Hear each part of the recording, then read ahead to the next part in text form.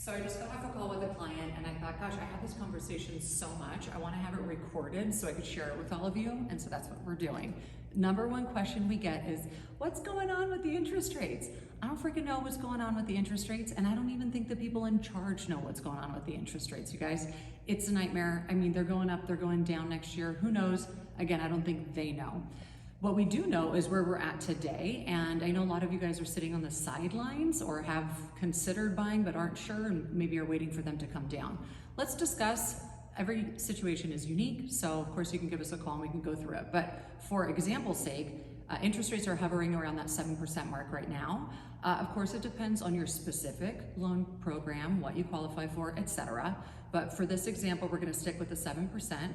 And if interest rates go up next year, by buying today, you have locked in not only your overhead for every month, for every year that you lock in that loan for, but you've also secured your asset, which is a great investment. And we know over time, over a 48-year average, it's always more important to invest in real estate. So a long-term hold asset like real estate is great, especially here in San Diego, and you don't even have to necessarily always hold it that long, right? Because the market appreciates quite rapidly.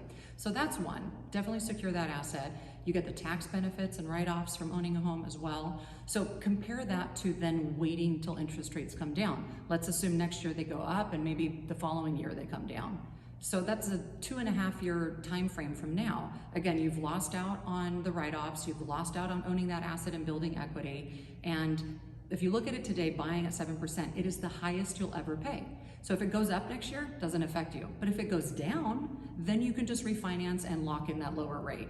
So there's a lot of buyers on the sidelines. If those rates come down, they're all going to start competing. And what does that do? That creates more competition and therefore the price goes up. Whereas today, you have a little bit more room. Sellers are a bit more amiable to negotiating, which we haven't seen here in San Diego in the seller's market for the last few years. So that's another great reason to maybe consider buying today.